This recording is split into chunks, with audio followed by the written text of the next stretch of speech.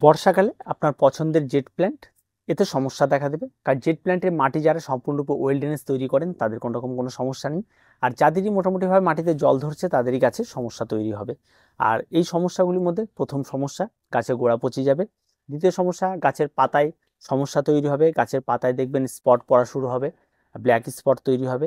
এরকম করতে হতে আস্তে আস্তে সমস্ত পাতা একাই ঝরা শুরু হবে, পরবর্তীতে দেখবেন গাছটি সম্পূর্ণরূপে শেষ। এই সমস্যাটি কম বেশি প্রত্যেকের গাছেই হতে পারে, আর না হওয়ার কিছু নেই। আবারও বলছি, যাদের মাটিতে জল জমে। এই জেট প্ল্যান্টকে মূলত রাখতে হয় সবসময়ের জন্য যেখানে সারাদিন সূর্য আলোক লাগে সেরকম জায়গায়। এবারে এটাকে যদি আপনি ইনডোর মনে করে এমন একটা জায়গায় রাখেন যেখানে ঘন্টায় 2 থেকে 3 ঘন্টা রোদ লাগে, তাহলে গাছ অনায়াসে এই সময় আসলে নষ্ট হওয়ার সম্ভাবনাটা সবচেয়ে বেশি। তাই গাছকে সবসময় ফুল সানলাইট যেখানে লাগে সেরকম একটা জায়গায় রাখবেন। গাছকে ইনডোর হতে পারে, কিন্তু তাই বলে এই নয় যে রোদের প্রয়োজন নেই। তাই ফুল সানলাইটে আপনাকে এই গাছটিকে রাখতে হবে।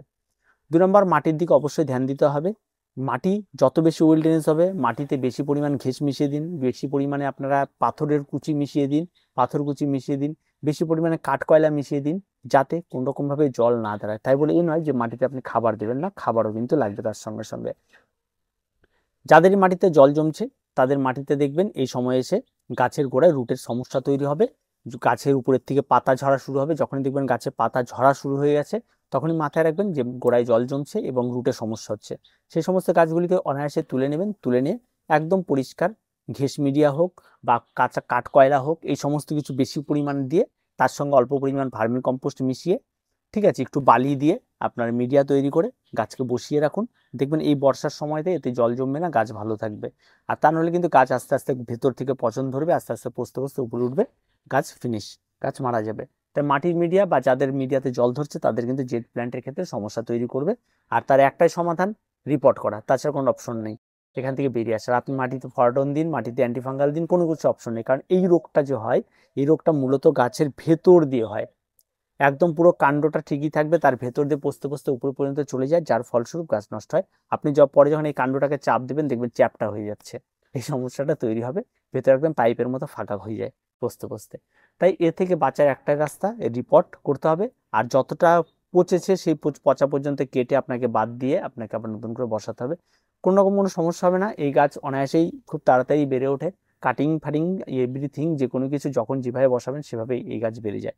এক কথা একদম জংলি গাছের মতো এই গাছ। এই গাছে কোনো সমস্যা হওয়ারই কথা না, যদি মাটিতে জল না জমে। আবারও বলছি।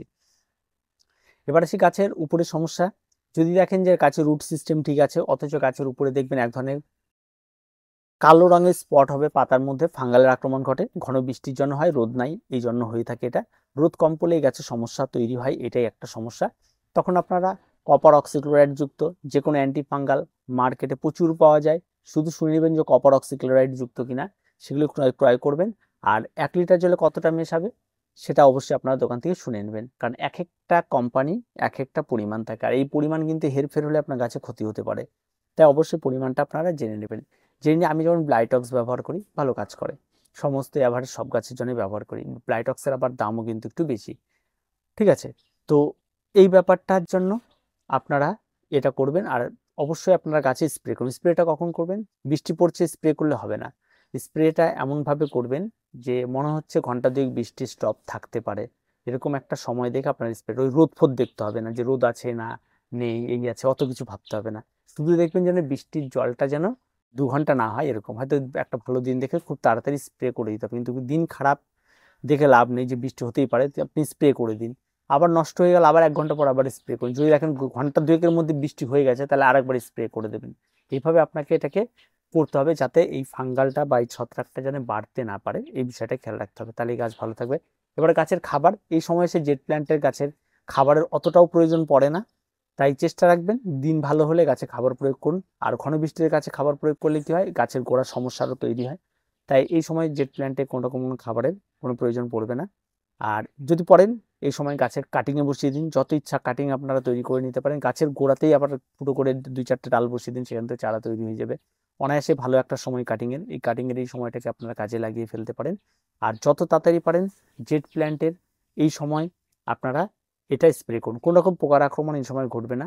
পোকার আক্রমণ থেকে নিশ্চিন্তে থাকুন, গাছ অনেক বেশি ভালো থাকবে। যদি কেউ মডেল তৈরি করতে চান, জেট প্ল্যান্টের কোনো কিছু করতে চান, তাহলে অবশ্যই খেয়াল রাখবেন এই গাছগুলি লং টার্ম থাকবে। লং টার্মের গাছের ক্ষেত্রে কিন্তু একদম ওয়েলডেনেস মাটিটাই সবচেয়ে বেস্ট হয়ে থাকে। মাঝে মধ্যে বাইরে থেকে জৈব খাবার প্রয়োগ করুন। খাবার আমরা কি প্রয়োগ করব, কোনো খাবারের নিয়ে ঝামেলা নেই। ভার্মি কম্পোস্ট 1 চামচ নেবেন, হাফ চামচ হাড় গুঁড়ো, হাফ চামচ শিংকুচি, হাফ চামচ নিমখোল, 4টা খাবার নেবেন, মিশিয়ে দেবেন প্রত্যেকটা গাছে 1 চামচ, কিন্তু বড় টব হলে 2 চামচ, ছোট টবে 1 চামচ। এইভাবে বেশি ব্যাপারে কতদিন পর পর দেবেন, এটাও একটা ব্যাপার থাকে, অনেকে বলে থাকে কতদিন পর পর দেবো। আপনার ইচ্ছা।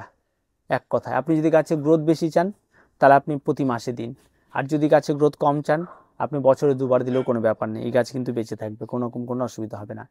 আরও গাছের গ্রোথ বাড়িয়ে তোলার জন্য নিম খোল ব্যবহার, সরষার খোল ব্যবহার করেন, তরল সার। তরল সার বর্ষাকালে কোনো রকম ব্যবহার করার প্রয়োজন নেই, যখন দিন ভালো হবে তখন ব্যবহার করতে পারেন পাতলা করে, কোনো সমস্যা তৈরি হবে না, আর গাছ বাড়বে। গাছ খুব ভালো গাছ, গাছ নিয়ে কোনো সমস্যা কারোরই তৈরি হবে না। তাই বর্তমানে ভেরিকেটেড প্রচুর পাওয়া যায়, যদিও ভেরিকেটেডগুলো এখনো পর্যন্ত আমাদের ওয়েদারে ঠিকঠাকভাবে সার্ভাইভ করতে পারে না। তাকে আপনি যতই আদর যত্ন দিয়ে রাখুন, ঠিকঠাকভাবে সার্ভাইভ করতে পারছে না সেই সমস্ত ভ্যারাইটিগুলি। নর্মাল ভ্যারাইটিটা যতটা ভালো সার্ভাইভ করছে সেই সমস্ত ভ্যারাইটিগুলি সার্ভাইভ করতে পারছে না। তাই সেগুলি যদি ভালোভাবে কখনো সার্ভাইভ করে তাহলে অবশ্যই আমরা সেগুলির উপরেও কাজ করা শুরু করে দেবো। তো আজকে এ পর্যন্ত, দেখা হচ্ছে পরবর্তী ভিডিওতে। তারপরে যদি কোনো সমস্যা থাকে অবশ্যই কমেন্ট বক্স খোলা রয়েছে, কমেন্ট বক্সে জানিয়ে দেবেন। তো প্রত্যেকে ভালো থাকবেন, প্রত্যেকে সুস্থ থাকবেন, আর চ্যানেলটিকে অবশ্যই সাবস্ক্রাইব করে রাখবেন।